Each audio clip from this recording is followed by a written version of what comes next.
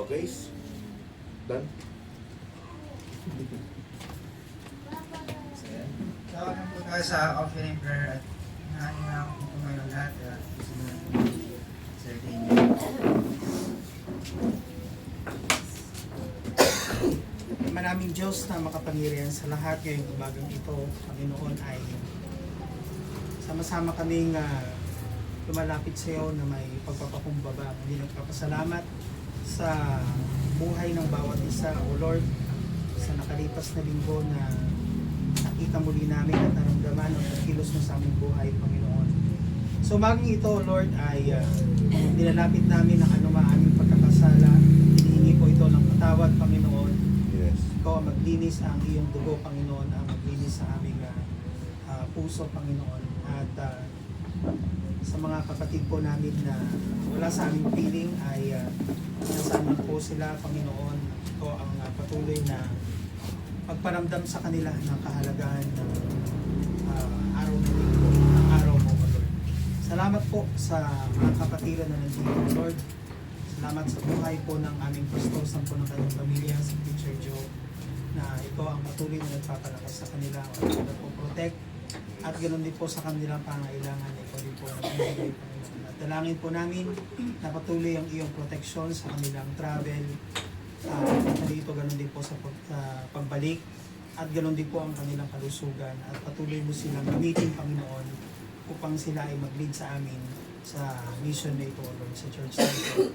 Salamat po, Lord, muli. At sa nakalipas na linggo ay hindi mo kami pinabayaan. At nalampasan namin ang anumang pagsubok na dumating sa aming buhay. At dahil dito, kinikilala namin, Panginoong, iyong kapangyarihan na kasama ka namin at ikaw ang hindi lang kami ang nakikipaglaban sa mga challenges, kundi ikaw, Panginoon, ang tunay na nagpapalakas sa amin. At ngayong araw na ito, ngayong umagang ito, Panginoon, ay nilalapit po namin sa iyo, dinadalangin po namin ang mga gawain, mga activities na nalalapit, Panginoon. Especially ang aming mission anniversary, O Lord. Ito po ang kumilos sa puso at isipan ng bawat isa. At palagi po namin makita, Panginoon, ang tunay na espiritu ng pagkakaisa. At ganoon din po ito ang mag-provide, tumulong sa amin na mag-provide, O Lord, ng mga pangailangan sa mission anniversary nito. At ang tagumpay ng gawain ito ay aming kinikilala ang iyong pagkilos. At ganoon din po, Panginoon, sa umagang ito na magpapasimula kami sa aming gawain. Dalangin po namin na ang aming pastor at preacher na gagamitin mo ay kumilos ka sa kanila at lukuban mo po sila ng banal na espiritu upang ang nais mong mga mensahe, Panginoon, ang may parating sa amin. At ang mga mensaheng ito ay hindi lang po basta marinig namin, kundi ito po ay magbunga sa amin ayon sa iyong pagustuhan, Panginoon. At ganoon din po kami na makikinig, Panginoon. Kailangan po namin na tulungan mo po kaming alisin ang mga bagay na makakahadlang sa iyong pakikinig. At ang mga mensahe muli na aming marinig, Panginoon, ay magamit po namin ito sa aming pang-araw-araw na buhay. Salamat po, Lord, sa pagkakataong ito. At ikaw na po ang bahala, ang Espiritu po ang kumilos sa oras na ito. At patuloy po namin ibinababa ang aming sarili at kinikilala ang iyong kapangyarihan, Panginoon. Salamat po, O Lord, at ito pong aming dalangin sa pangalan ni Jesus na ipang tagapagligtas. Amen.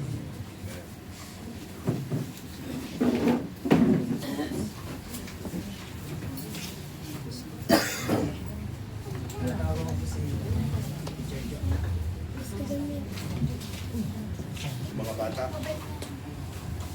doon na kayo sa labas.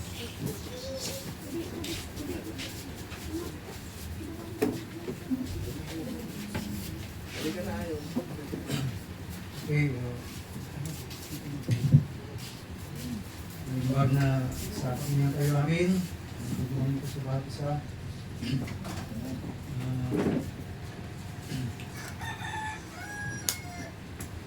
Tingali, natupad na rin yung pangarap kong makapag-maksok yung barong na nandun nakahangir sa pagkatagal-tagal ng panahon. sabi ko nga rin sa jacket, susuot ko na. Nasa langit na ako, hindi ko na maisip ko. Okay, doon po sa jaat ay meron po kaming good attendance sa katilang bahay. Adults, mga tatlo, mga adults. Isa po naman ay nahinyanta sila doon.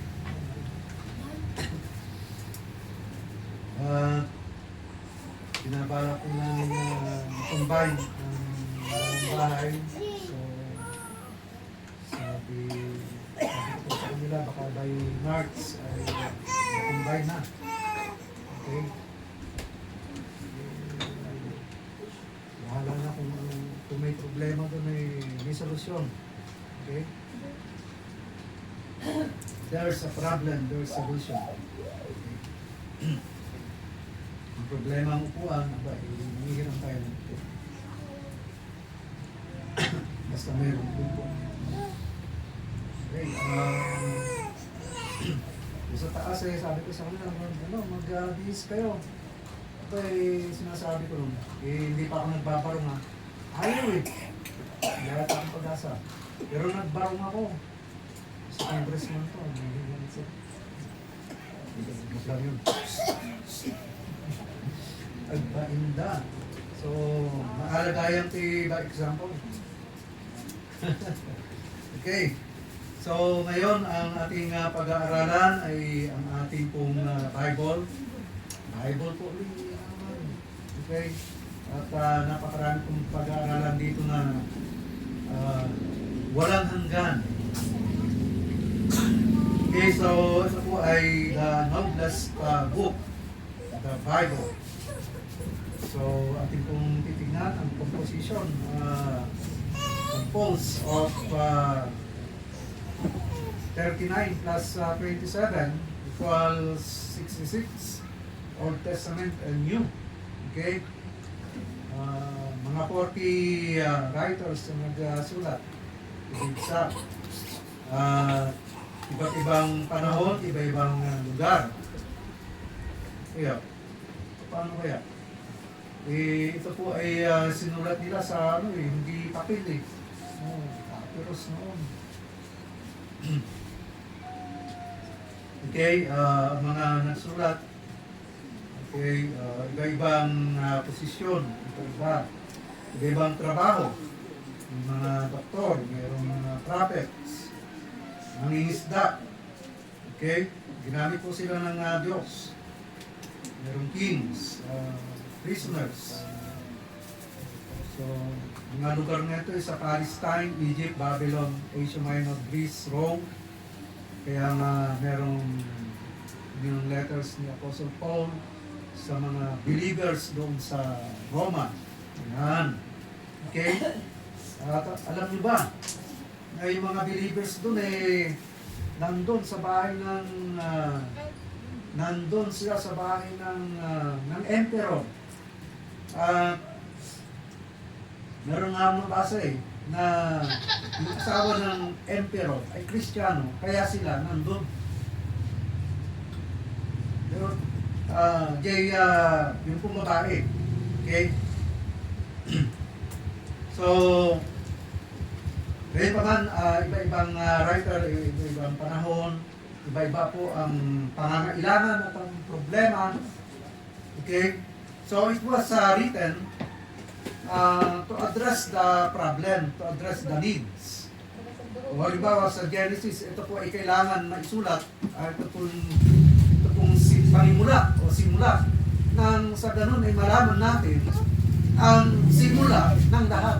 At sino ba ang lumikha? Okay? So, nakikita po natin na kahit pa man yung mga condition, sitwasyon ay iba-iba, no? At meron lamang itong harmony at unity. Okay, so meron po yung perfect harmony at perfect unity ng Biblia. Kaya nga, ang ang challenge po rito sa atin ay pag-abasahin po natin ito magbigay po tayo ng ating lakas at ng ating puso na mabasa. At ito po naman ay mapatunayan natin sa ating sarili. At hindi lang po ito na papakinggan. Merong harmony, merong unity. Hindi naman sila nagkita-kita at nag-usap-usap na ganito. Sulat mo. O, diba?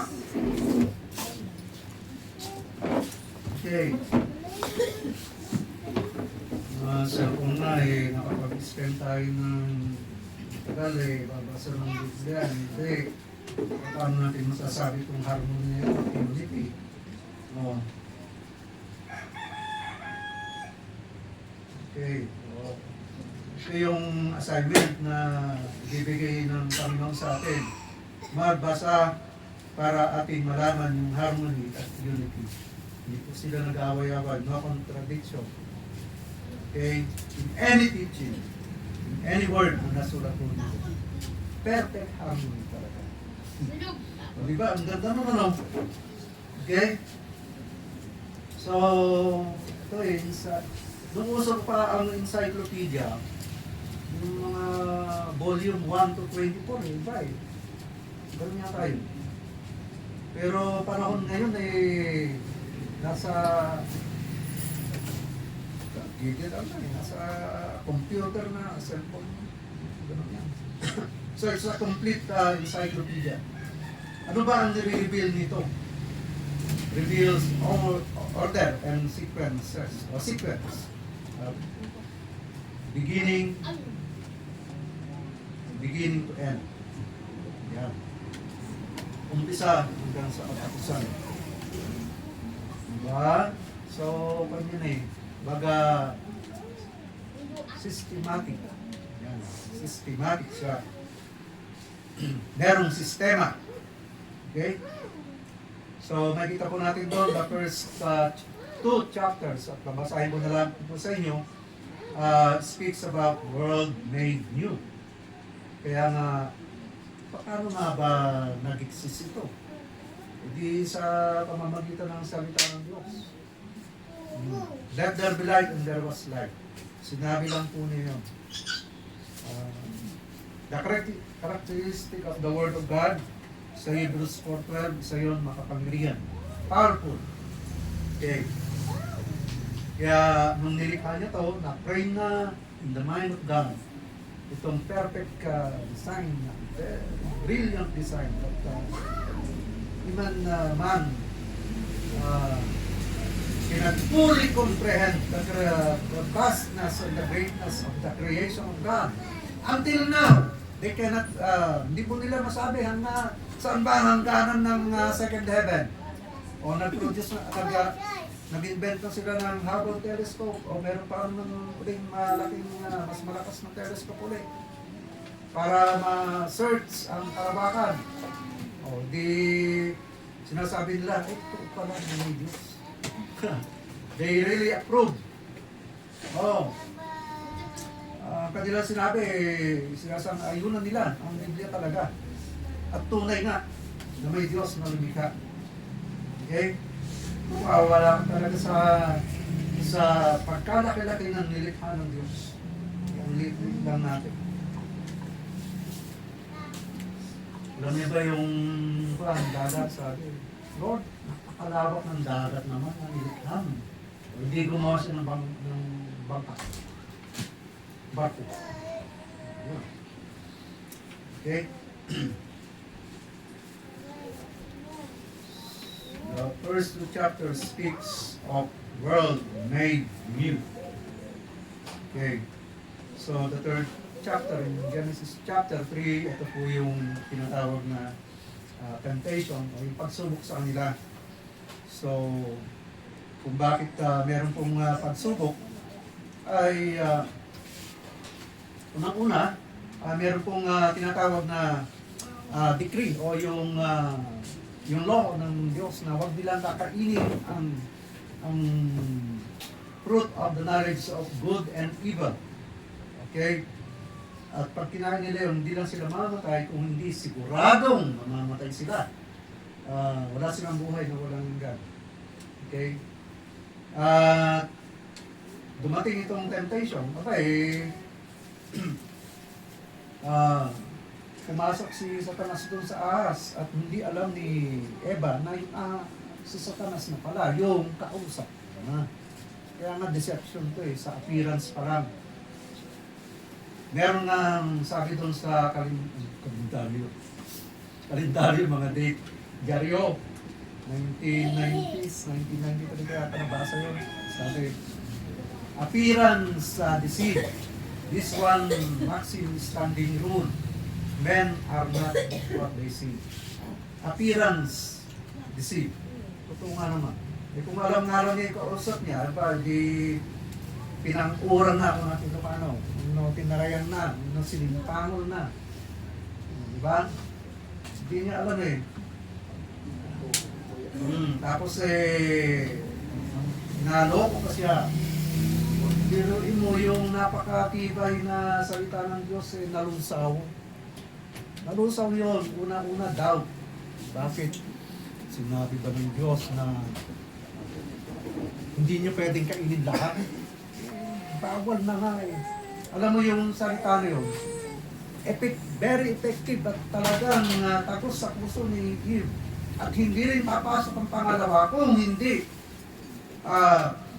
nagtagumpay yung isang layer ng strategy na itong doubt. Itibagin niya talaga ang tibay ng pananampalataya ni Eva. Talaga. Lumambot Lumambot ang puso. Nag-give up. Nag-doubt. Hirap talaga mag-doubt sa salita ng Diyos, no?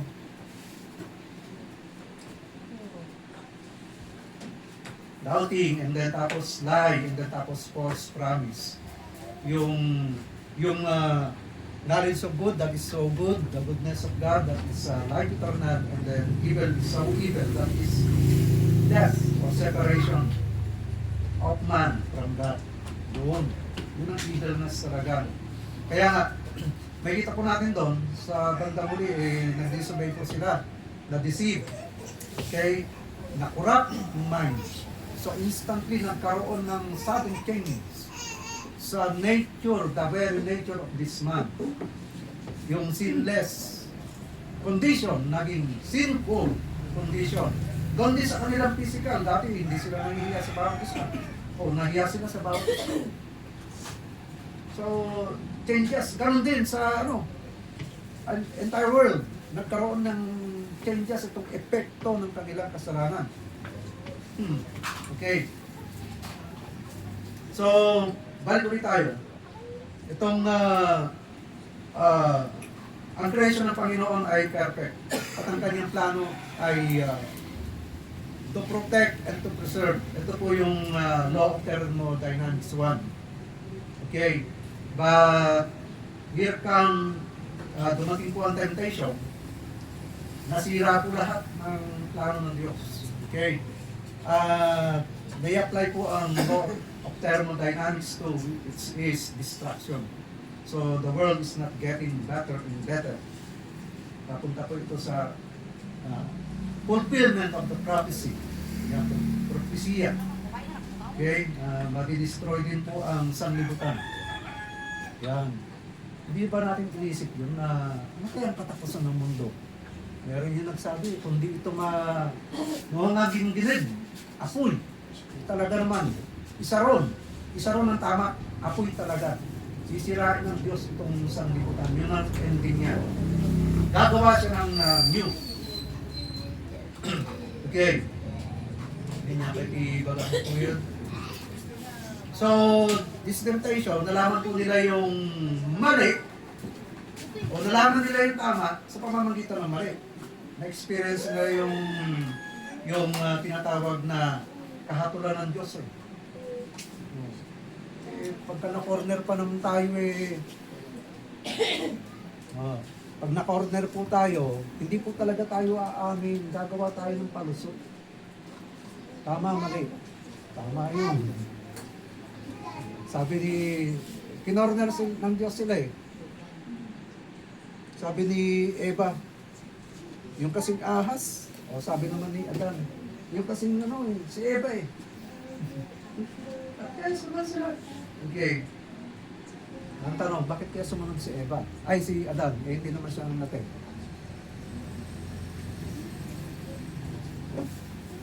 Kasi ayaw miwalay ni Adan kay Eva. Ayaw maghiwalay yan, hindi iiwan. Pag nakuha yung babae, makakuha rin yung lalaki. So, ano siya. Okay? So, wala na pong ibang nagrarun dito sa sanlibutan, kundi ang devil. Since the very beginning. Okay? Since the very beginning. Okay? Okay, balik ulit tayo. So, ganun. Kaya po tayo naghihirap physically because of the result of sin. Napakaganda sana. Itong earth, mapupuno ng mga tao to na hindi makasalanan kung hindi sila nagkasala. Okay?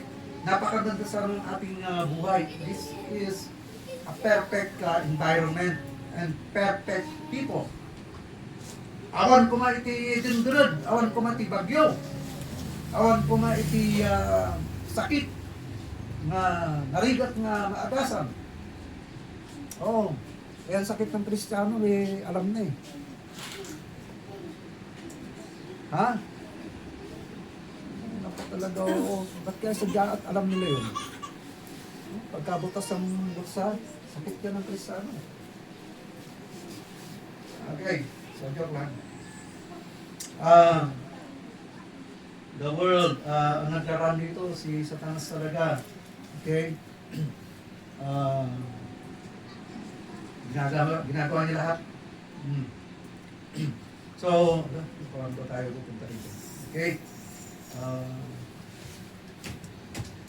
So, singit ko lang, no? The system, sistema po, ang isa, i-build, establish, when Christ establishes church, Satan also establishes church. Oh.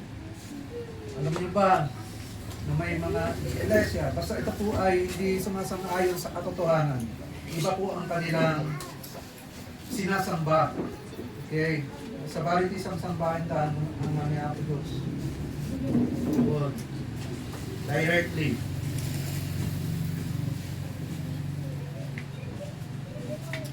So, bawat isa po ay meron pong cellphone ano. Sabi dun sa ano, meron po yung isang church na alam nila yung doktrina ng iglesyang yun ay hindi galing sa doktrina ng ating Panginoon at ng doktrina ng mga apostol. Written, nakalimutan ko na yung book, pero page 50 ang nagsulat, Paddy.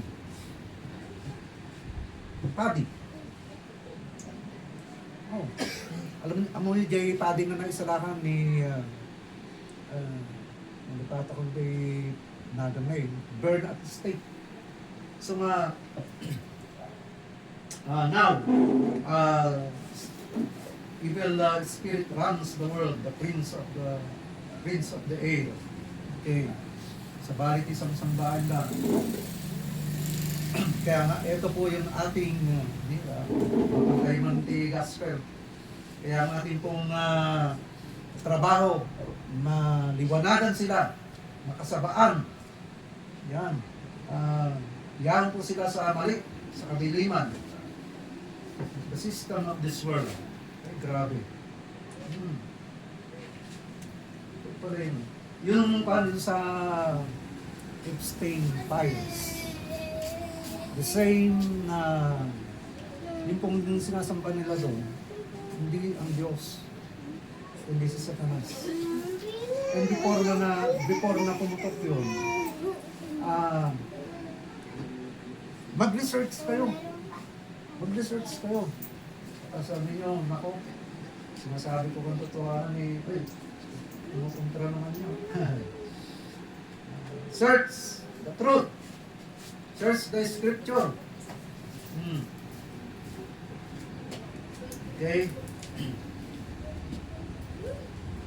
Ayun na tayo. Ito ang sinasamba nila eh. Ito ang sinasamba nila. Natin ko yan. So, the Bible is a book for everyone. So, ang lingwahe nito ay pangkalahatan. Hindi lamang ito na-confine sa isang lugar. Okay? At bago pa man dumating ang Biblia sa ating bansa, ito na po ay nag-spread sa iba't ibang bansa sa sanlibutan bago pa po dito sa Pilipinas. Okay. So, ang history ng Baptist, 19th century. Oh. So, ganoon din ang ang Biblia ay naisalin-salin na po na sa ibang lingwahe kasi nag-spread ang Bible throughout the world. Halimbawa, ang Bible Baptist na missionary named William Carey, nalipatak kay nasyon na panana. Kanya pong tinranslate ang Bible doon sa mga lingwahe na maiintindihan na kung saan siya po ay naging misyonaryo. Okay? So, dito sa Pilipinas, kung bakit meron pong Tagalog, meron pong Ilocano, Baloy. Para po ang English na Biblia ay maintindihan natin. Hindi lamang pang Amerikano. Pilipino tayo eh. O, di ba? Para maintindihan natin. Isinalin sa Tagalog, isinalin sa Ilocano, Baloy, meron pa yung ibang lingwahe pa. Okay? Ha? Bisaya. Okay. Sige. Dami-daming dialect ng Pilipinas kaya. Dami-daming dialect kaya maganda maka-learn. Matututunan yung dialect nila pero okay. So, its language is universal. So, ang message po nito ay ang lahat po ay nagsali sa pangako ng Diyos. No one is forgotten. Wala pong isinapwera ang ating Panginoon. All is included in the great promise of God. Kaya nga, ang kaligtasan ay the greatest miracle na ginawa ng Diyos sa buhay ng isang tao. Hindi po yung nahati ang dagat ng Old Testament kay Moses. Hindi po yung 10 plagues na salot na dumaan na napunta ron sa Egypt. Okay? Hindi po yun. Kundi ang kaligtasan. So therefore, na ang Diyos ay nagtatrabaho sa buhay ng bawat isa in every sa araw-araw. Active. Hindi Old Testament, active ang Diyos sa paggawa ng milagro. Itong Israel ay apple of the eye of God. Although napakatigas ng ulo nila, ay ito. Still na yung faithfulness. Ay, naku, grabe talaga. Pag binasa nyo yan, biruin nyo yan itong mga Israelita, ibang Diyos sa pinagsasambahan. Ino-offer ang kanilang anak doon sa apoy. Pinapatay nila. Kaya nga sila nakaranas ng napakatinding parusa ng Diyos. Ito, pinakamatinding naranasan nila. Gutom, naging cannibal. Kasi surrounded ng enemy, no one comes in, no one comes out. Pati yung rugit ng ibon, kain yan. Kaya magagawa ng tao pagkagpong. Gagawin lahat ng tao para makasurvive. Ito yung napakatinding parusa at napakatinding kasalanan nila. Grabe talaga. Parang hindi ko kayang i-contain. Okay. And yet, yung faithfulness sa New Testament, yung genealogy, ay lang, 14 generation, 14, ba't naisulat yun because of the faithfulness of God. Grabe. Kung tao nga lang yun, siguro baka Iba ang tao eh. Walang faithfulness eh. Siguro kung tao eh, nalipon sila lahat. Wala tayong kaligtasan yan. Okay? So, ganoon din sa mga bata. Let the children come to me. Alam niyo ba yung kingdom ng Diyos eh nandito sa mga bata? Na mga bata kasi mga humble sila eh, mapagpakumbaba, energetic, at very excited, napakalaki ng pagmamahal sa Diyos. Eh wala na ibang pinaka-attractive na tao sa balat ng lupa kundi ang ating Panginoon. The miracles that He has done, the authority, yung sa pagtuturo niya, nakaka-attract, talaga yung attention mo, makukuha talaga with authority, demanding obedience, complete obedience. Hindi katulad ng mga eskriba, ng mga pariseyo kung magturo. Si Zacchaeus nga eh, umakyat doon sa si Camor, eh may tinik-tinik yun. Eh basit na tao. Nung dadakpil-dabili ko kung may problema, may paraan. Diba? Let the children come to me. Kaya nga, yung mga bata, pinag-ahari ng Diyos yan. Yung mga,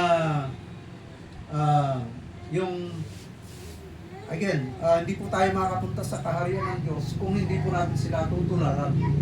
Okay? Yung mga karakteristik ng bata, kung wala po sa atin to, hindi tayo pag-aharian ng Diyos. Pag-aharian ba tayo ng Diyos kung hindi naman tayo masunurin, kung hindi naman tayo kumikilala sa Kanyang salita? Pag-aharian ba tayo ng Diyos kung hindi naman natin siya tinatanggap bilang Panginoong tagapagligtas natin? Impyerno ang pupuntahan. Okay? So sabi na sa mga bata, let the children come to me. Ito yung mga pinag-aharian ng Diyos. Okay? Doon, ang daming tao na pinipili nila ang isang libutan. Teka. No. Mamaya pupunta tayo yan. So, Sundays, kaya nga, napakakunti lang. So, malapit na tayo matapos napakakunti lang ang nagbibigay ng halaga. Nasaan na ang karamihan? Nasaan na ang karamihan? Itong araw very important. Napaka-importante sa buhay ng mananampalataya. Okay? So, kung natin i-separate natin sarili sa kanyang kalooban. Sundays. Okay? So, to lovers of pleasure, do not love the world. Ako, ito. Sa lahat ng tao, do not love the world. Ano ba ang nasa sanlibutan? The lust of the flesh, lust of the eyes, and the pride of life. Ano po yung doon sa Garden of Eden. Kaya nga sa family, dapat. Kaya nga, the family,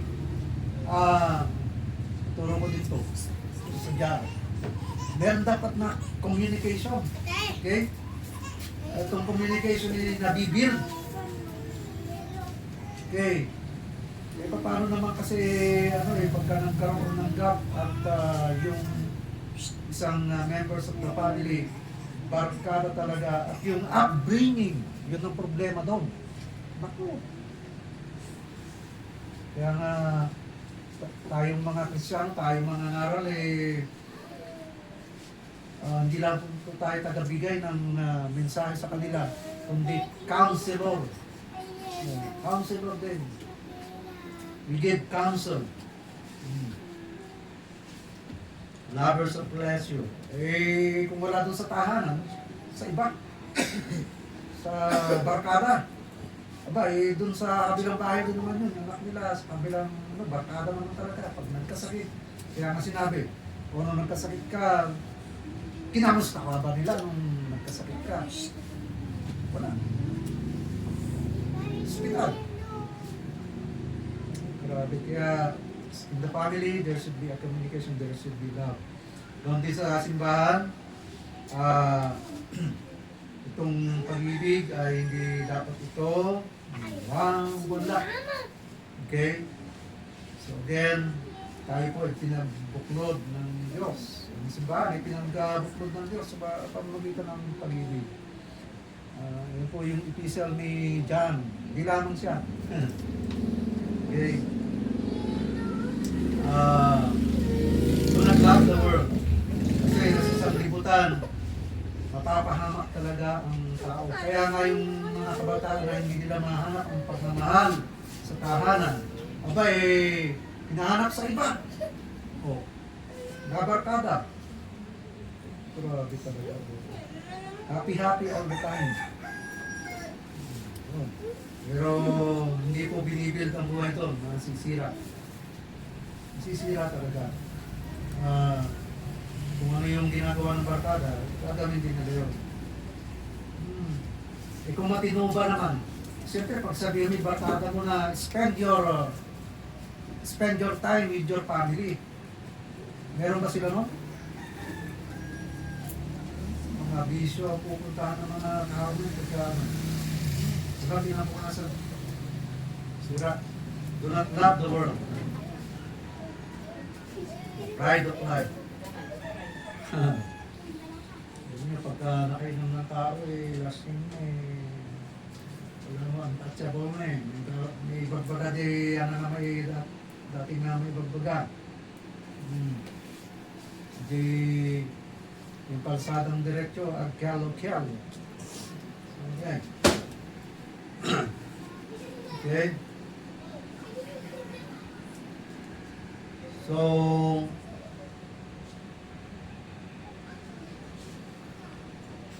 ang Biblia po, itutubid niya ang ating buhay. Okay? Tutubid niya ang ating buhay. So, sana puputulin ko na po ang Sunday school lesson doon at ibigay ko na po sa subject ni Pastor o ni MC oras.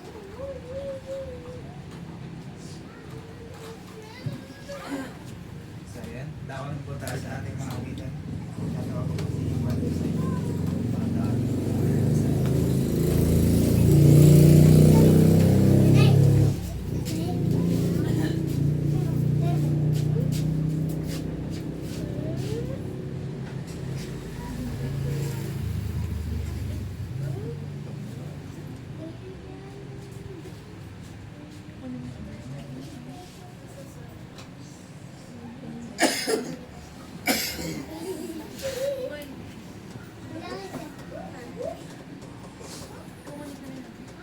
Yan, nanyan po ang bawat isa na tumayo. Umawit po tayo.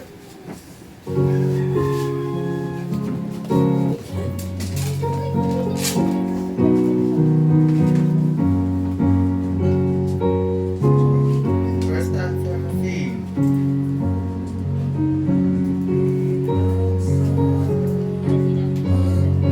Kay Kristo, pananayain ka niya, siya'y panaligan mo.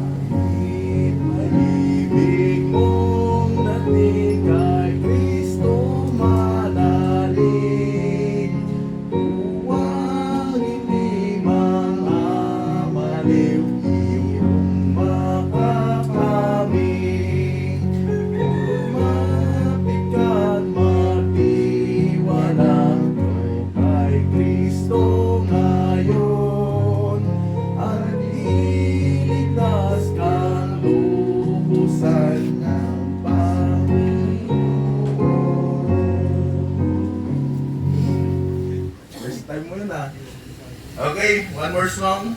At habang hinihintay po natin yung iba natin mga kasama, at Rescue the Perishing.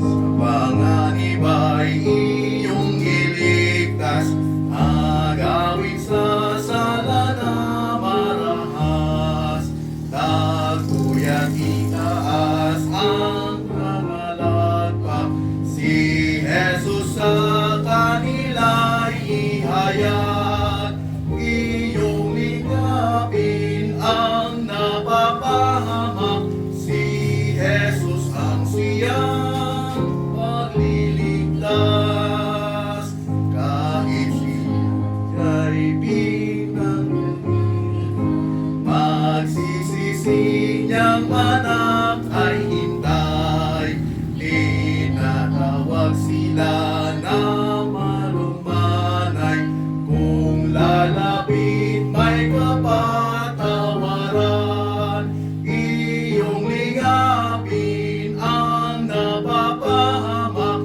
si Jesus ang siyang magliligtas, sa pusong inapinong manunokso, damdamin na libing mababago, noong mahirungin puso ni Kristo, magbibigay buhay din sa iyo, iyong ligapin ang napapahamak, si Jesus ang siyang magliligtas. Okay, so bago natin kantahin yung fourth stanza, ay tayo muna ay manalangin. May I request Brother Sai to lead us in our opening prayer. Tayo mukot manalangin. Tabi ng Diyos na makapangyarihan ka.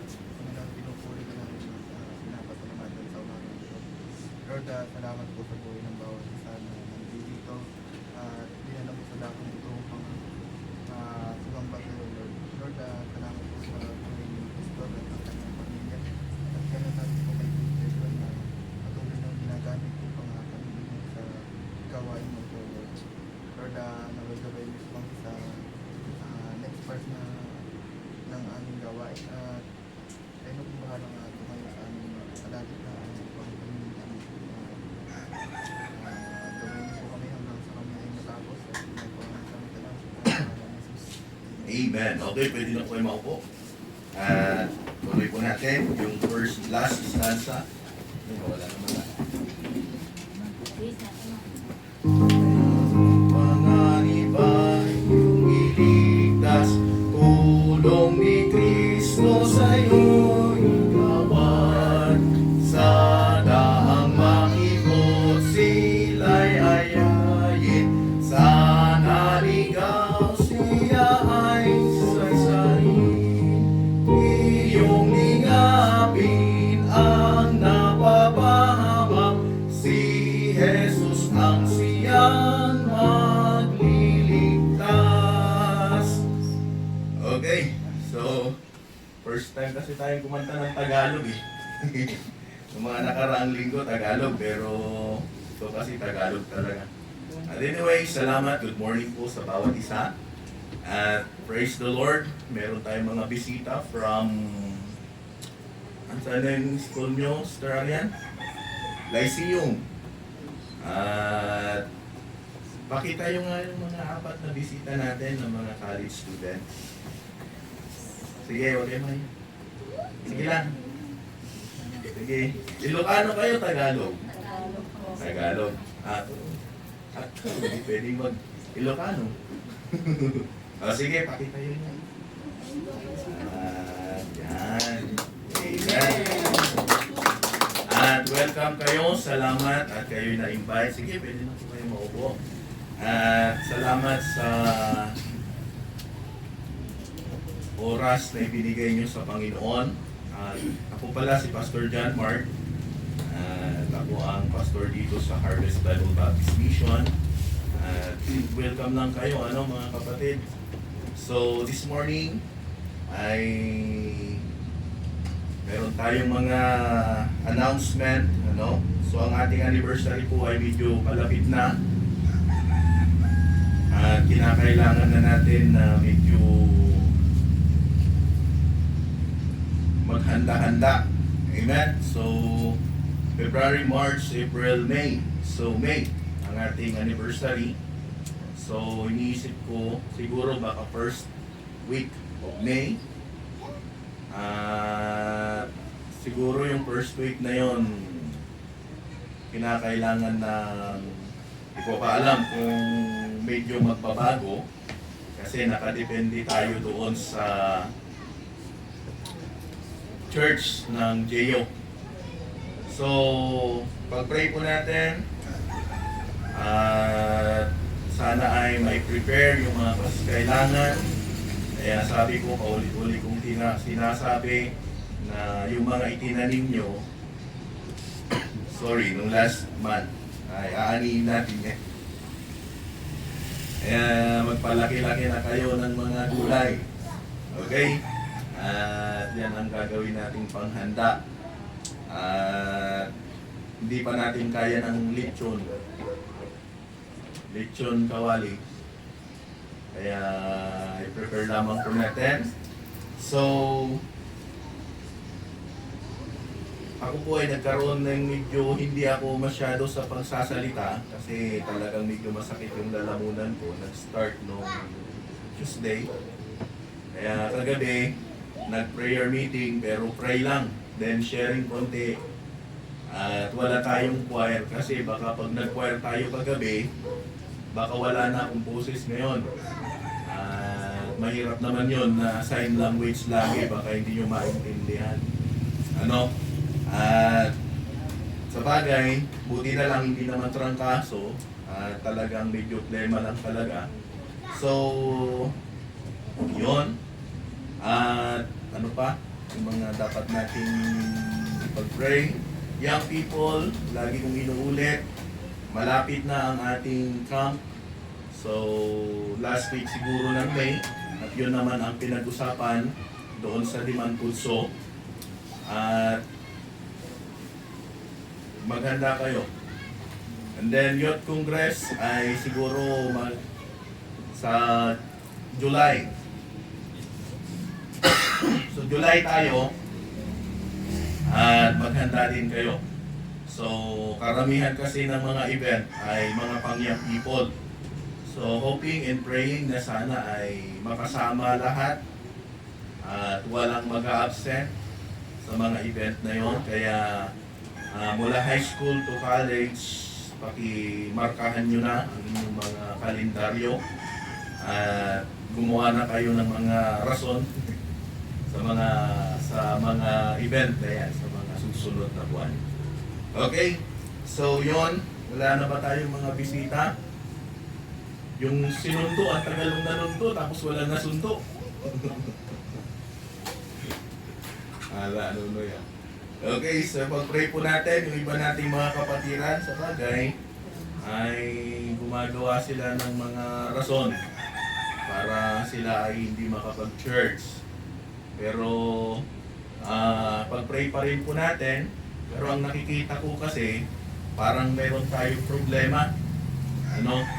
Problema na kailangan nating magdagdag ng mga upuan. At ilan na lang yung upuan natin, nasa 30 plus, pero parang sabi ko, pag nag-church siguro yung lahat, baka standing position, mga lalaki nakatayo. At pag-pray po natin, na magandang sinyalis po yun, ano? Pag madami ang tao at kulang ang upuan, yun ang pinakamagandang problema. Kasi, ibig sabihin, dumadami. Yun nga lang, umiinit. At kaya pagpasensyaan nyo na, kasi mainit. Maganito pa rin yung lugar natin, pero saan ba nag-uumpisa ang malaki? Sa maliit na church. Okay, so sige, tuloy po natin. Tayo po ay tumayong lahat. Tawagin na po natin yung pledges. Saan sila? Bible? Brother. Sige, tayo po'y tumayong lahat.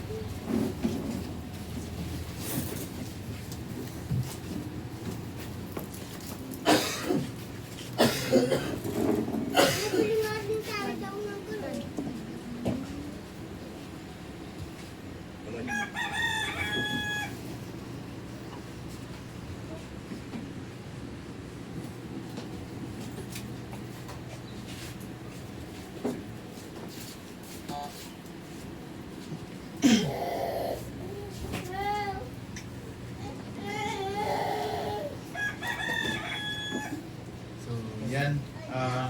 Hawakan po natin ang ating mga Biblia. Ipatong po natin ang ating kanang kamay sa ibabaw nito. At I pledge allegiance to the Bible. Ready, begin. I pledge allegiance to the Bible, God's holy word. I will make it a lamp unto my feet, and a light unto my path. And I will hide His word in my heart. I might not sin against God. Brother Dan.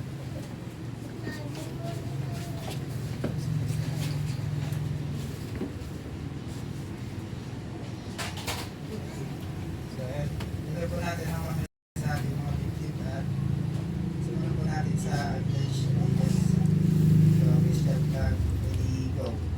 I pledge allegiance to the Christian flag and to the Savior for whose kingdom it stands, one Savior, crucified, risen, and coming again with life and liberty for all who believe.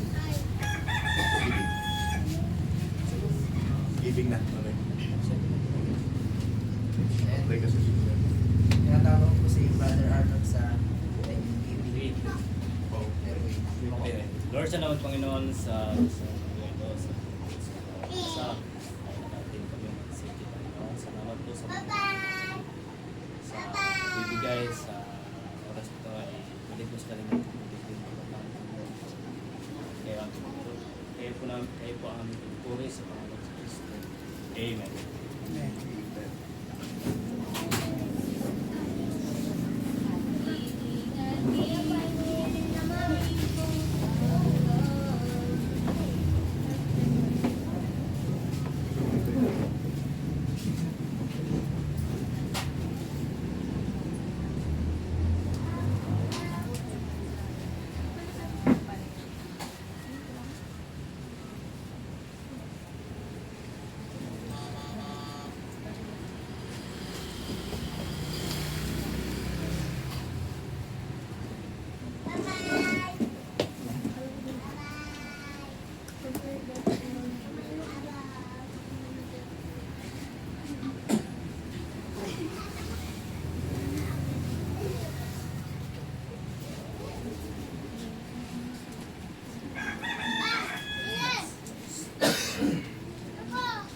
Sa bibig natin.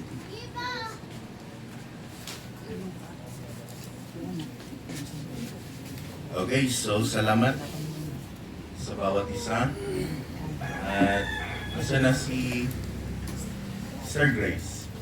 Tutulong pa rin ng bata sa labas. Hindi na.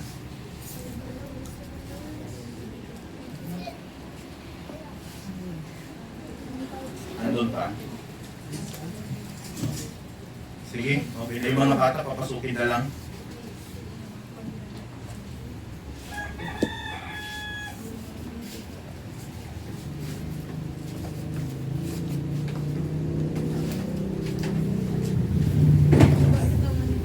Special number, wala. Wala. Walang naghanda. Okay, so meron pa ba tayong announcement? Wala na, ano? Okay, so tayo po ay mag-aaral ng salita ng Panginoon. Pero next week, pag okay na po yung aking boses, ay magpa-practice na po tayo ng choir. Pero ngayon kasi medyo inaalagaan ko pa kunti. At wala pa, hindi pa talaga kaya.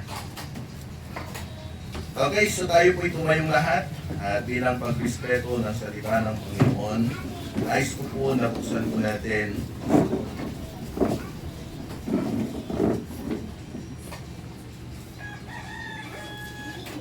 open Bibles. Sa Proverbs chapter 4 verse 23, Proverbs chapter 4 verse 23. Ano po, at Sa bagay, andyan naman sa harap. Pakibasa na lamang po natin ng sabay-sabay. Ready now? Read. Keep thy heart with all diligence, for out of it are the issues of life. Next verse, Luke chapter 6, verse 45. A good man out of the good treasure of his heart bringeth forth that which is good, and an evil man out of the evil treasure of his heart bringeth forth that which is evil, for all the abundance of the heart of his mouth speaketh. So let's pray. Father, salamat po sa umaga po ito. Salamat po sa buhay, sa kalakasan na naman ay pinagkaloob niyo po sa amin. Dalangin po namin, O God, ang iyong patuloy na pagkilos. Tulungan niyo po kami na maging maayos at karapat-dapat sa inyong harapan. I-bless niyo po ang mensahe kong ito at dalangin ko po sa mga makikinig, kayo ang siyang patuloy na kumilos sa kanilang buhay. Maraming salamat po, O Diyos, at muli, ipinabalik po namin lahat ng papurihan, pasasalamat sa pangalan ni Kristo Jesus. Amen. Amen. Okay, so, pwede na po kayo maupo. At ang ating pag-aaralan ngayon ay ang mabuting puso. Ano? A good heart. A good heart. Ano? At last Sunday, napag-aralan po natin yung about sa heart failure. Bakit nga ba nagkakaroon ng heart failure? At physically speaking, kinakailangan talaga na alagaan natin yung ating puso physically. Kasi alam naman po natin na ito yung dinadaluyan ito ng ating buhay, sapagkat pag ang puso hindi na yan tumitibok, ibig sabihin, mawawalan na rin po tayo ng buhay. At yun nga lang, nagiging problema kung bakit marami pong naaatake sa puso, bakit nagkakaroon po ng mga sakit yung iba sa puso, dahil hindi naman po talaga nila ito inaalagaan. Hindi nila ito pinabaliwala. At nagiging dahilan ng problema. So pag sinabi nating good heart, ay masasabi po natin ito na healthy heart. So the result of having a good heart, ano ba yung resulta ng pagkakaroon ng mabuting puso? Sapagkat ito naman ang gusto natin, di ba? Sino ba sa atin gusto natin ng heart failure? Sino ba sa atin dito ayaw ng ganon? Gusto natin good heart tayo. At yun yung pinaka-importante na nais nating gawin or dapat meron tayo na ang puso natin kinakailangan nasa maayos na kondisyon. Kaya nga po, sabi po ng Proverbs 4:23, keep thy heart with all diligence, for out of it are the issues of life. Ingatan mo ang iyong puso ng buong sikap, sapagkat dinadaluyan ng buhay. Kaya nga po sa akin, siyempre alam nyo naman, mataba na ako, Pag tumataba ka na talaga, medyo nababalutan na yung heart natin ng mga, ang tawag nun? Cholesterol. Kaya pag nag-jogging konti, hihingalin ka na agad mapapagod ka na agad Di ba? Pag tumatanda ka na, sino sa inyong mga senior na madali na lang hingalin ngayon? Di ba? Nung bata pa lang kayo, ang bilis nating tumakbo Dahil pa natin yung kabayo makipagkarerahan. Di ba? Nung mga teenager pa lang po ako, hindi pa ako ganito kataba noon, ay go, pag nag-basketball, kaya ng 5 beses sa isang araw. At ang laro namin sa Manila noon, hanggang alas 12 ng gabi. Kaya, alas 12 ka nga malpas, go, sige, okay, maayos, maganda. Hindi mo mararamdaman yung pagod. Pero ngayon, pag tumatanda ka na pala, parang medyo hindi na At ano sabi po ng Bible? Keep thy heart with all diligence, for out of it are the issues of life. A good man out of a good treasure of his heart bringeth forth which is good. Kaya nga ang mabuting tao na kumukuha ng kagalingan sa mabubuting kayamanan ng kanyang puso. At ang masamang taong kumukuha ng kasamaan sa masamang kayamanan sapagkat sa kasaganaan ng puso ay nagsasalita ang kanyang bibig. Kaya nga pag ang puso mo maganda, maayos, ibig sabihin yung kilos mo, yung pananalita mo, yung mga sinasabi mo, maganda Pero pag ang puso mo punong-puno ng galit, kasamaan, iba yung nasasabi mo. Kaya nga kung minsan, ang tao, that's sad to say, ang tao nakadepende kung ano yung nasa puso niya. At kung ano yung nasa puso niya, minsan yun yung sinasabi niya. Kaya pag galit ka, kasi yun ang nasa puso mo, galit ka, sasabihin mo. Di ba?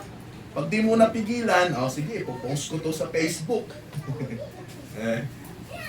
Popost mo, hanggang sa hindi mo na malayan, nagiging viral na pala, nagiging problema na.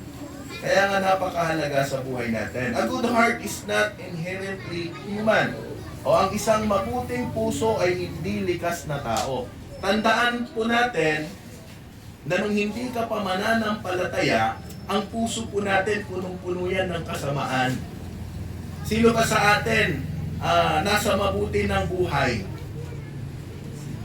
Sino sa atin na nung bata pa lang mabait na? Ako lang? Kasi ako lang nakataas ang kamay eh. Pero kung titignan po natin, ang tao, likas sa kanya talaga yung nakakagawa ng mali. Sapagkat ugali niya yan. At anong sabi po ng Bible? At hindi likas na tao, ito ay isang pusong binago ng Ebanghelyo.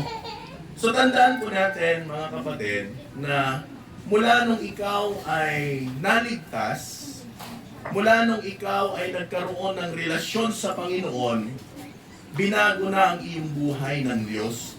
Ibig sabihin, sa buhay na ayaw mo ang Diyos, pero nung ikaw ay naligtas, nagkaroon ka ng interes sa salita ng Panginoon. Sino ba sa atin dati?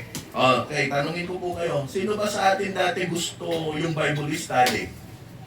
Pag dumaan si Pastor, halika Pastor, Bible study tayo. Di ba ayaw naman natin? Hanggang sa pinilit ka ni Pastor, kinulit-kulit ka. Ibig sabihin, nababago ang puso ng isang tao once na ang salita ng Diyos pumasok sa kanyang buhay. Hindi kita kayang baguhin, pero ikaw mismo at ang Diyos ang magbabago sa iyo. At yung puso mo na dating pusong bato, di ba kinakanta mo yun, bro? Hindi mo ba alam dahil sa iyo? Pero, nung pumasok ang salita ng Diyos, unti-unti ito yung nalalambot, lumalambot yung puso natin. Keep thy heart with all diligence, for out of it are the issues of life. O, di ba? Ibig sabihin, lagi itinapaalala sa atin, guard your heart. Why? Kasi ang puso natin minsan mapanglin lang yan. The heart is deceitful, sabi niya, above all things. Sabi ng Bible. Kaya minsan, di ba sabi ko last week, huwag kang magpaukto sa puso mo. Kasi minsan, pag puso lang ang sinusundan mo at hindi mo ginagamitan ng isip yan, mapapahamak ka. Kaya Brad, pag ikaw nanligaw, huwag kang titingin lang sa ganda. Huwag lang kayo, young people, huwag ka lang titingin sa mga gwapo. Oo, gwapo tulad ko, pero huwag naman hanggang doon lang. Di ba? Gwapo nga, pero pag nakatulog, ang pahirap niya, pag naging kayo, ang tanong, ikaw lang ba? Di mo alam, baka ang daming kachat niya, di mo lang alam. Young people. Hindi porke kung ano yung tinitibok ng puso mo, yun ang paniniwalaan mo, feeling ko siya na eh. Mabait eh. Bakit may naliligaw pang masamang ugali? Bibigyan ka niya ng bulaklak pag Valentine's. Valentine's kahapon eh. Bibigyan ka niya ng load, pang internet. Kahit nga kapitbahay mo eh. Kahit sabi mo, nagsimputan, hindi ka arupat. May time na mag-aaway kayo. Kaya minsan huwag tayong magtitiwala sa kung ano yung nilalaman ng puso natin. Baka sa bandang huli, mabigo ka lang. Baka sumama ka sa mga club ng mga na-scam. Di ba? Pag na-scam ka, sorry ka. Why? Kasi hindi ka nakinig kay pastor eh. So, the heart is deceitful. Kaya ang sabi ng Proverbs, keep thy heart. Ingatan mo ang puso mo. Huwag lagi puso ang basehan. Dapat isipin mo din kung ano yung pinakamaganda na nais ng Diyos sa buhay mo. Baka minsan, sige lang ng banat, yun pala, hindi maganda yung resulta nito. Ano pa? Good heart based on biblical principles, emphasizing the need of transformation. Tagalog. Mabuting puso batay sa mga prinsipyo ng Biblia na nagbibigay diin sa pangangailangan para sa pagbabago sa pamamagitan ni Kristo. Ang pagbabantay sa puso at ang pag-uumapaw ng mabuting gawa. Mula sa puso na kung saan ay gumagawa ng kasamaan, kumbaga pag binago ka ng Diyos, ikaw na yung bagong ikaw na. Kaya pansinin mo pag nabago ang isang mananampalataya, yung talagang nabago at binago ng Diyos, mag-iiba yan sa kilos, sa pananalita, sa gawa, sa lahat ng aspeto ng buhay, makikita mo bakit ganito na siya ngayon. Kasi binago bagong buhay or bagong puso yung inilagay sa kanya. At ano pa makikita natin? Yun, healthy heart, malusog na puso. Ba't ko translate sa Tagalog? Kasi nung nag-preach ako sa Marikit, ang sabi ng preacher, Tagalog daw. So pinuro ko siya, pero may English pa rin. Isang malusog na puso, kapwa sa pisikal at spiritual, ay mahalaga para sa isang mabungang buhay at ministeryo dahil ang lahat ng buhay ay dumadaloy mula rito. Ibig sabihin, both physically, spiritually, dapat inaalagaan yung puso natin. Kasi physically, pag hindi mo binantayan yan, kahit malusog yung spiritual na buhay mo, magkakasakit ka pa rin. Narigat yung high blood Jack high blood ang mamin. Lalo no kanayon nga awan sila. Pag laging tuyo ang ulam, high blood talaga ang labas nun. Kaya minsan, huwag kayo maniwala na ang baboy lagi nakaka-high blood. Sabi niya, totoo. Kaya pag kumain ka ng mga matataba, maaalat, talagang tataas yung BP mo, high blood. Pag wala kang pera lagi, tataas yung... Magtataka na lang bakit ang taas ng BP mo. Pag stress ka, ganun din. Kaya nga, pag hindi talaga pwede na yung buhay natin, pinababayaan natin, especially adults, mga senior, binabantayan ang puso. Hindi pwede na trabaho, sige, nga nagpapabannog. Hindi lagi ganun.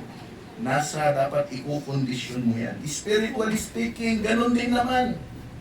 Kaya hindi pwede na ang salita ng Diyos maalis sa ating buhay.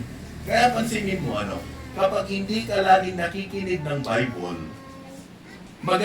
masama yung sinasabi mo. Pag di ka nagbabasa, hindi ka nakapag-aaral, nakakapakinig ng salita ng Diyos, negatibo yung nasa isip mo. Nakakagawa ka ng mga maling desisyon sa buhay. Nakakagawa ka ng mga maling bagay sa buhay. Why? Kasi hindi ka nai-involve doon sa salita ng Panginoon. Guarding the heart against sin through regular spiritual check-ups. So, di ba? Dapat daw, ingatan, bantayan ang puso laban sa kasalanan. Kaya nga sabi ko, no awan iti Biblia, kanayon ka agbasbasol. What I mean, pag wala ang salita ng Diyos, lagi kang nagkakasala. Hindi mo nawawalayan.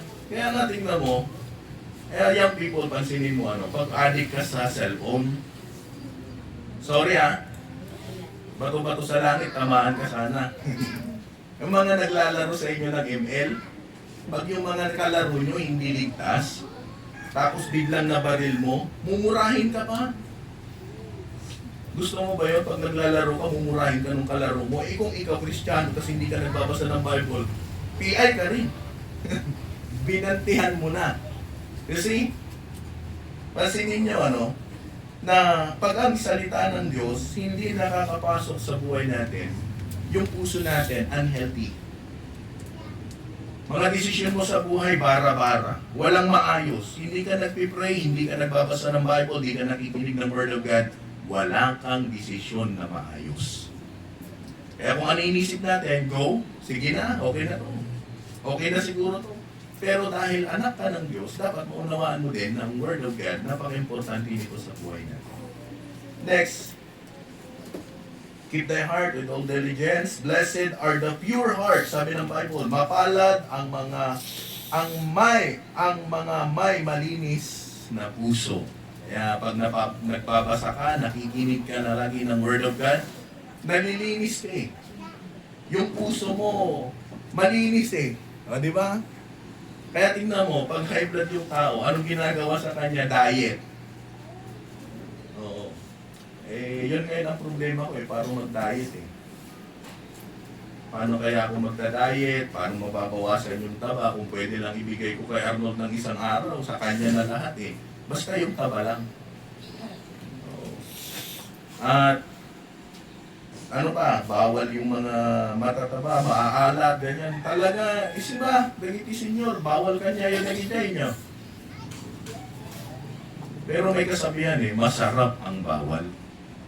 Kaya uray no bawal, sige lata. Di ba? Sa paminsan mo. Minsan-minsan lang naman. Ngayon kanta mo, paminsan-minsan. Ang alaala ko ikaw.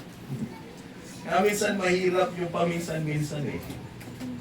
Kasi minsan yung minsan madalas.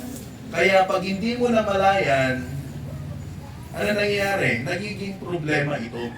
Imbis na maganda, malinis ang puso natin, hindi na nagiging malinis. For they shall see God.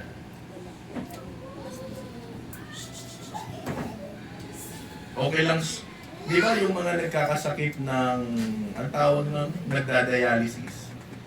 Pag madumi yung dugo, 3 times a week naglilinis sila. Excuse me. Ibig sabihin, hindi talaga nga pumapsot ka mata. Kumbaga, manghihina ka, ano pa, yung mga hindi mo pa nasubukan, pero yung iba nasubukan nila yung nagka-dialysis.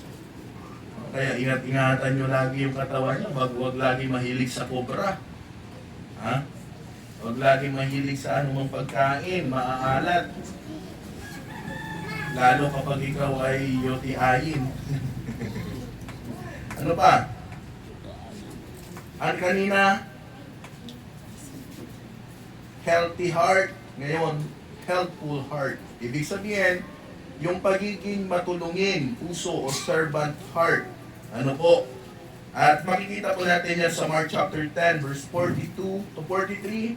At sila'y pinalapit ni Jesus sa kanya at sa kanya sinalita, nalalaman ninyo na yaong mga inaring mga pinuno ng mga Hintil ay nagpapanginoon sa kanila at sa kanila ay mga dakila at nagsisigamit ng kapamahalaan sa kanila. At ano sabi niya doon sa 43? Datapwat sa inyo ay hindi gayon, kundi ang sinumang ibig na dumakila sa inyo ay magiging lingkod ninyo. Ibig sabihin, tinuturuan tayo ng Diyos na kahit umaangat ka na sa buhay, kahit nagiging successful ka na sa buhay, marunong ka pa rin mag-serve. Amen? Ang problema kasi, okay, mas mataas na ako ngayon, ako na paglingkuran mo. Hindi na yung dati, siya yung willing na maglingkod, pero ngayon gusto niya, siya na yung pinaglilingkuran. Hindi ganun eh. Oo, sa mundong ito pwede. Pero pag ikaw ay isang mananampalataya, dapat mong maintindihan na ikaw ay magkaroon dapat ng pusong matulungin or pusong mahilig na maglingkod. Amen? Tingnan natin. Ang Panginoon ang example pagdating sa bagay na yan. And whosoever of you will be a chiefest shall be servant of all. Ang sino man sa inyo'y mag-umibig manguna ay maging alipin ng lahat. Iso nga nung umat nga tukan, dapat among latang nga. Nabilib ako sa mga young people kahit nakapag-graduate na sana ng college. Marunong pa rin tumanaw ng loob, marunong pa rin maglingkod. Amen? Yun ang turo ng Bible sa atin. Gaano ka man umangat sa buhay, marunong ka pa rin tumulong. Ano pa? Willing to serve, willing to submit, and willing to sacrifice. Ano pa makikita po natin? Humble heart or lowliness. Okay? Humble. Amo tayong nagpakumbaba. Marunong tayong magpakababa. Nakatuon sa paglinang ng isang mapagpakumbabang puso sa pamamagitan ng pagsusuri sa mga panganib at pagmamataas. Ang halimbawa ni Kristo at ang mga pagpapala ng pagpapakumbaba. Philippians chapter 2 verse 7 to 8. Ano sabi niya? Kundi bagkos hinubad niya ito at nanganyong alipin na nakitulad sa mga tao. Take note, si Kristo mula sa pagiging Diyos nagkatawang tao, hinubad niya yung pagiging pagkamakadiyos niya. At ano nangyari? He became a servant and was made in the likeness of men. Kumbaga, akalain mo yun, yung Diyos magkakatawang tao tapos ang tawag nito, inihanay niya sa'yo. Kumbaga parang ikinumpara niya sa'yo na mas mababa pa siya kaysa sa'yo. At ano sabi niya? At palibhasay nasumpungan siya sa anyong tao at siya'y nagpakababa. He humbled himself. Ang kanyang sarili at masunurin hanggang sa kamatayan. Oo, sa kamatayan sa krus. Sino sa inyo, di ba, kumbaga sa politics ngayon,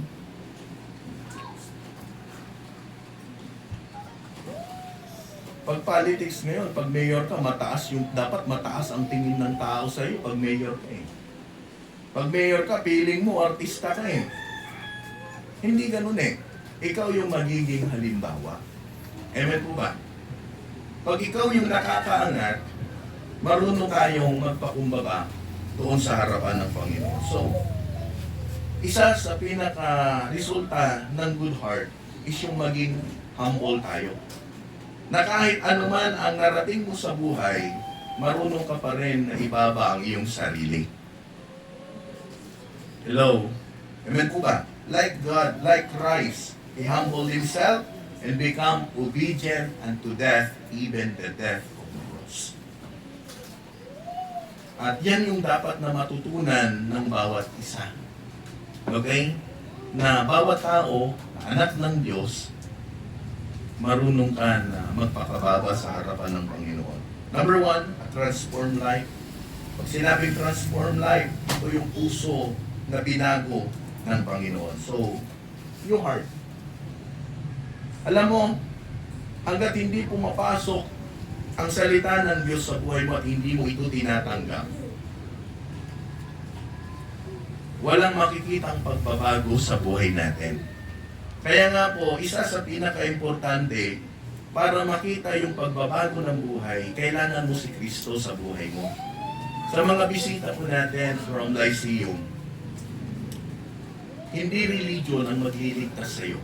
Not good works, but Christ. Ang sabi ng Bible, I am the way, the truth, and the life. Walang ibang daan tungo sa langit, kundi si Kristo lamang. Not the Baptist Church, not the Harvest Bible Baptist Mission, but Christ ang siyang magliligtas sa iyo. At ano sabi niya? If you have Christ, yung buhay mo mababago. At yun naman dapat eh. Mahirap naman kung ako nangangaral, tapos mahilig ako makipag-away. Mahirap naman pag ako nangangaral, pero nakikitaan niyo ako ng pangit na ugali. Ay, ayaw ko kay Pastor Ganman. Mahilig makipag-chismisan niya. Chinichismis niya yung buhay ko sa iba. O, di ba? Pag ikaw ay anak ng Diyos, makikita sa iyo yung buhay na binago ng Panginoon. Dati, para kang Armalite pag magsalita. Ngayon, 45 na lang. Ganon eh. Ngayon dapat, bang, bang, bang. Mas okay yun, di ba? Nababago, nakikita yung pagbabago. Kaysa naman sabihin mo, ay, Kristiyano ako, pero sa ugali, ganun pa rin. Kristiyano ba yan? Wala namang pinagbago, siyan pa rin. O, di ba? Eh, minsan mga young people, di ba, napapansin nyo ito kung minsan pinapagalitan kayo na pero. Nagsisimba ka, pero hindi nababago yung ugali mo. Minsan ganun ang tao. Minsan iba yung tingin nila sa bagay. Hindi mo masisisi ang tao kasi minsan tayo din naman nagkakasala or kasalanan natin. Ang tagal mo ng Kristiyano pero pasaway ka pa rin. Tagal mo ng mananampalataya pero problema ka pa rin ng magulang mo. Dapat hindi na. Ikaw na ngayon, hindi ka na yung sakit pa rin ng ulo, kundi ikaw yung kasiyahan ng magulang. Hello? Di ba, adults, kasjay tayo dyan. Nakakita kang ti habang lumaklakay ka ti panunod na umupubing. Ang hirap naman nun, ang laki kong tao, tapos yung utak ko parang pang 10 years old. Eh, abnormal yun. Kumbaga, sa buhay natin, spiritually, yung pang okay ka naman, wala namang problema sa'yo, pero yung buhay mo hindi ka lumalago spiritually. Saan yung pagbabago? So, tandaan po natin, pag ang puso na binago ng Diyos, makikita, ay nakatuon sa pangangailangan ng isang pusong binago ng Diyos sa halip na panlabas at pagsang-ayon lamang. A new heart also will I give you. Sabi ng Ezekiel chapter 36 verse 26, bibigyan ko rin naman kayo ng bagong puso at lalagyan ko ang loob ninyo ng bagong diwa. Ang aking aalisin ang batong puso o yung kanta, pusong bato na inyong katawan at aking bibigyan kayo ng pusong laman. Okay? So, ibig sabihin, di ba? Pag ang puso mo nakitaan ng ang daming diferensya, ang daming sakit, ano sasabihin ng doktor? Ang hirap ng mag-pump. Kailangan natin operahan, kailangan natin ng bagong puso. Kaya anong ginagawa ng iba? Ano yan? Ay, thank you, Brad. Yun. Pumupunta sila sa heart center, tapos ang tawag nun, pag meron ng puso, pinapalitan yung puso ng bago. Eh, sino bang may ayaw pag yung puso mo pinalitan? Yeah. Lalo pag ang puso mo pinalitan ng medyo bata-batang puso, ay talaga naman. Yeah. Parang hindi ka tumanda, feeling mo lang. Pero yung puso mo, malakas. A new heart also will I give you. Evidence of transformed life or transformed heart. A new desire. Loving what God loves, hating what He hates. Kaya kayat niya ako Diyos, dapat isuteramidam. So nga, kaya nga pag yung ayaw niya, dapat ayawan mo din. Okay? Pagmamahal na iniibig ng Diyos at pagkamuhi sa kinamumuhian niya. Ano pa? Create in me a clean heart, O God, and renew the right spirit within me. Likhain mo ako ng isang malinis na puso. Kaya pag maganda yung puso mo, maayos, malinis, maganda yung flow ng dugo. Ganyan ang buhay natin. Kaya pag ang puso mo, yung buhay mo, punong-puno ka, convicted ka ng Holy Spirit, yung buhay mo maayos, yung lakad mo maayos, yung mga plano at desisyon mo sa buhay tama. Pero pag ang buhay mo, hindi ka nabubuhay para sa Panginoon, ano nangyayari? Hindi nakikita yung pagbabago. Kaya tignan mo, marami pa rin mga Kristiyano ngayon na nabibigatan sa lahat ng mga problema at desisyon sa buhay. Kasi ang puso nila hindi totally surrendered sa Panginoon. Not totally transformed. Ano sabi ng Bible sa Romans chapter 12? But be transformed by the renewing of your mind. Kaya pag bago yung buhay mo, bago yung puso mo, nabago ka, maganda living for God's will. O di ba? Nabubuhay ka sa kalooban ng Panginoon, hindi sa iyong kalooban. Ay, young people, pag ikaw, ito gusto ko, pag young people gusto, pag nanligaw ka, huwag laging mata. Nakita mo lang na love at the person ka sa feeling ko siya na yun. Diba nan? Feeling ko siya na yun Hindi mo pa nga nakilala Sumibok lang konti. Ayun na yun eh. Feeling mo lang yun, baka kinabahan ka lang. Di ba pag kinabahan ka, living for God's will. Dapat alam mo na ito ay kalooban ng Diyos para sa iyo. The outcome, ang bunga ng isang bagong pag-iisip at ang pag-alam at paggawa ng mabuti, kaaya-aya at ganap na kalooban ng Diyos. Kaya pag kalooban ng Diyos ang susundin mo, maganda yan. Amen? Alam mo kung bakit nandito ka ngayon? Hindi aksidente, kundi ito ang kagustuhan ng Panginoon. Kaya, dahil ito ay kalooban ng Diyos, then, manatili ka sa kung ano ang nais ng Diyos para sa iyo.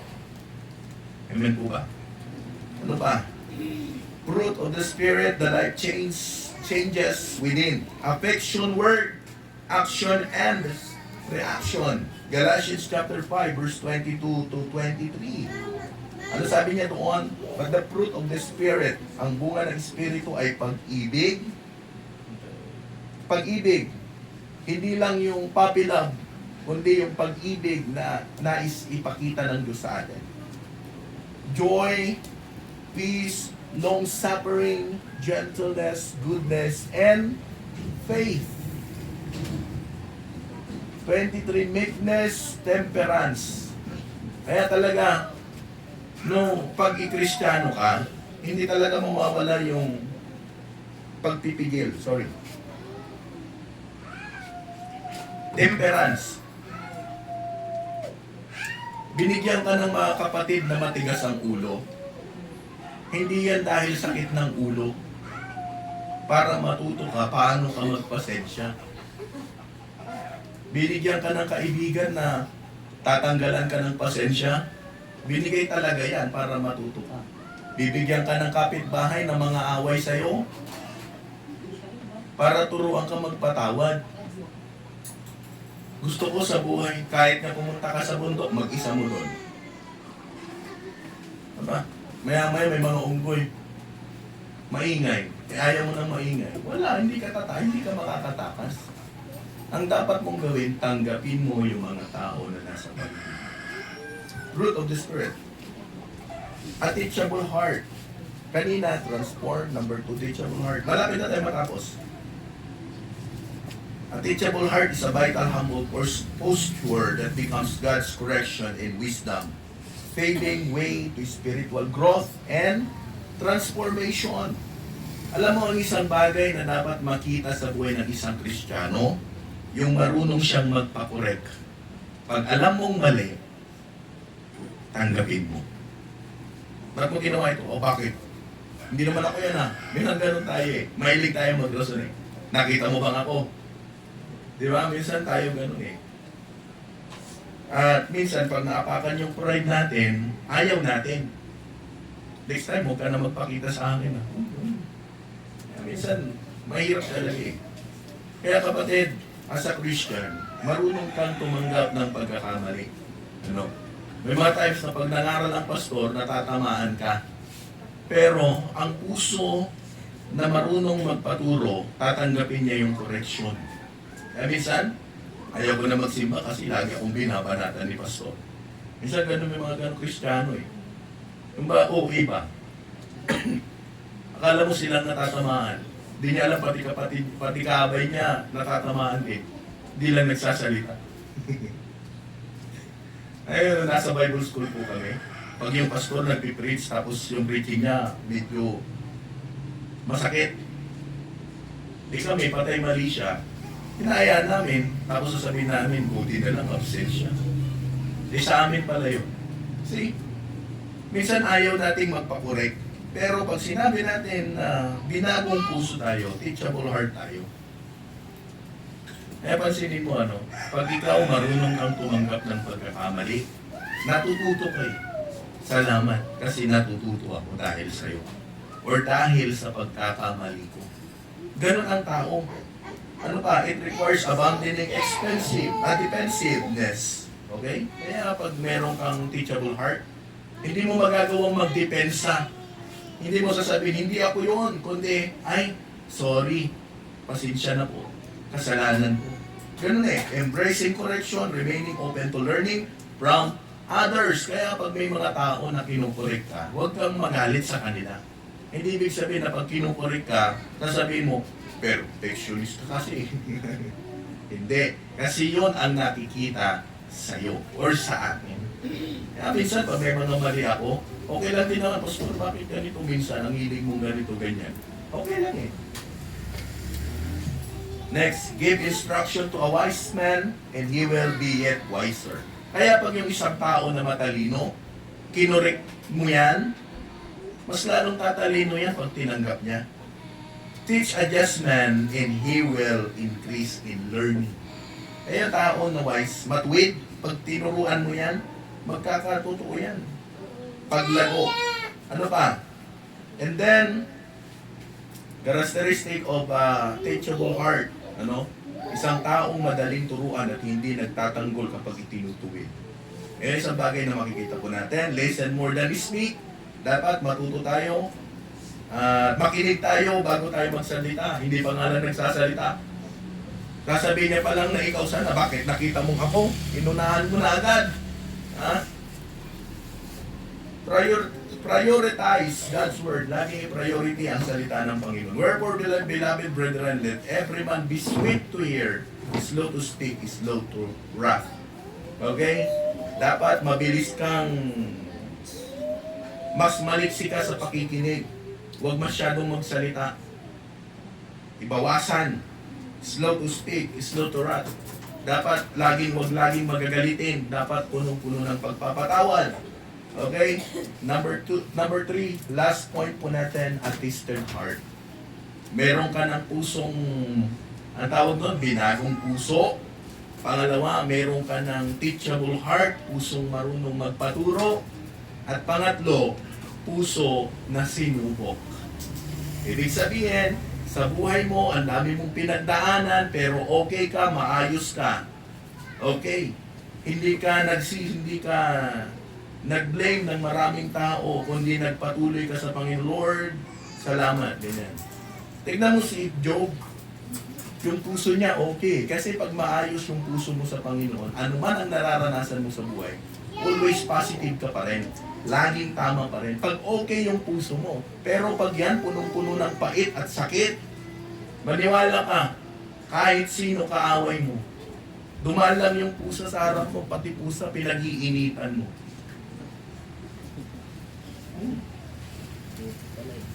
Pag dumaan yung pusa, kamukha mo kasi yung kaaway ko. Pati yung pusa nadamay. But as we were allowed of God to be put in trust with the gospel, even so speak not as pleasing men, but God which trieth our heart. Amen? Focuses on how God tests the human heart. Okay? Ay nakatuon sa kung paano sinubok ng Diyos ang puso ng tao. The calling God calls, my son, give me your heart.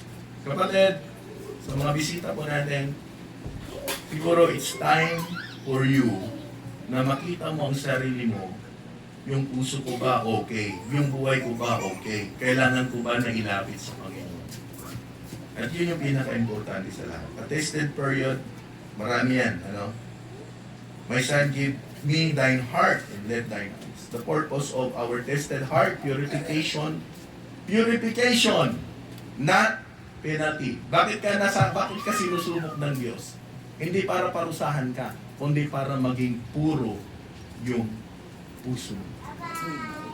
Marunong ka magpatawad, marunong kang magtiyaga, marunong ka maghintay, marunong ka dahil tinuturuan ka. Our affection, our love, ano po, wilderness, pag sinabing wilderness, ito yung hirap ng buhay. Kaya pag di ba? Sino bang gustong tumira sa wilderness? At ipapadala na natin ngayon. Ayaw natin. Kasi sa wilderness, walang tubig, walang pagkain, wala kang makikita buhangin, may mga animals, insect. Di ba na makikita tayo? And then, our obedience to God, yung ating pagsunod sa Panginoon, then our conclusion. Failure in life is not important. Bumagsak ka man ngayon, nabigo ka man ngayon, huwag mo nang balikan yan. Break up ka, mag-move on ka na. Hindi makakatulong yan. But we need to keep our love for God. Amen? Imbis na yung pagmamahal mo, i-divert mo sa iba, iunahin mo muna ang Diyos. Ano sabi ng Bible? Jesus said unto him, Thou shalt love the Lord thy God with all thy heart, and with all thy soul, and with all thy mind.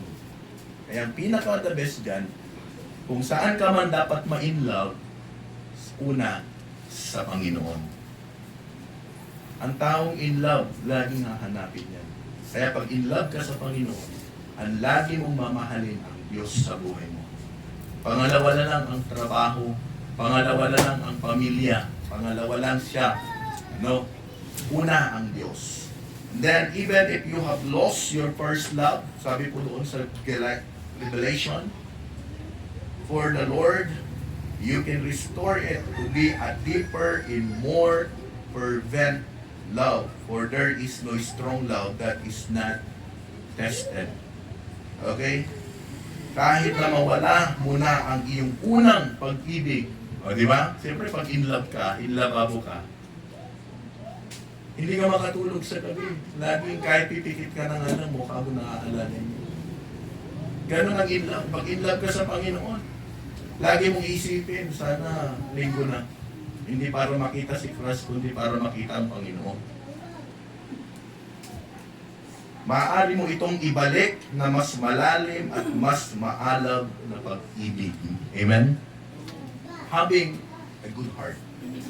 Ang resulta ng pagkakaroon ng mabuting puso, number 1, merong binagong puso. Pangalawa, merong teachable heart. Ano? Yung marunong magpaturo na puso. And then, last, yung pangsubok o sinubok na puso. Di ba? Kaya yung people, kahit na-prenick up ka ng 10 beses, okay lang, basta una ang Diyos. Ibig sabihin, hindi pa kalooban niya. Okay, so salamat sa bawat isa sa atin. At yun lamang po ang ating topic, good heart. Tingnan natin sa mga susunod, baka meron pa tayong topic about love. Kasi ang February, ito po ay araw ng mga puso, kaya isi-seasonal po natin yung ating mga topic. So may I request na tumayo po tayong lahat as we close our service this morning. Let's pray. Ang maraming Diyos, muli salamat Panginoon sa umaga po ito. Salamat po sa natapos po naming service. Salamat po Ama sa buhay, sa kalakasan na muli na pinagkaloob niyo po sa atin. Kung matama po Panginoon, kapag ang puso po namin ay hindi po maayos, wala po itong silbi. Kaya Lord, kung meron man pong puso dito na punong-puno ng galit, kasakiman, kasalanan, puso na merong pagdadalamhati, puso na merong kabiguan, Panginoon, please help us, O God. Palitan niyo po ang puso po namin ng bagong puso. Palitan niyo ng puso na kung saan laging inuuna at minamahal ka.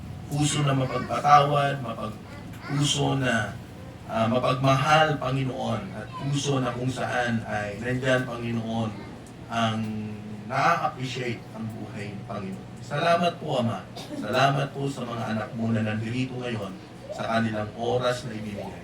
Salamat po sa mga bisita po natin na galing pa po ng Lyceum, Panginoon. We pray for them. Nawa po hindi po ito ang huli at una, kundi ito ang umpisa na sila po ay makasama po namin dito, Panginoon. Salamat sa kanilang buhay. Salamat sa buhay ng walang hanggan na iyong pong regalo at binigay sa atin. Kayong siyang patuloy na pumilos, manguna at mag-usap. At muli sa aming pansamantalang pag-iway-walay, ingatan niyo po ang bawat isa. Tulungan niyo po kami sa pangalan ni Kristo Jesus. Ito po ang isang dalangin. Amen. Amen. Please young people, please remain. We have a short meeting.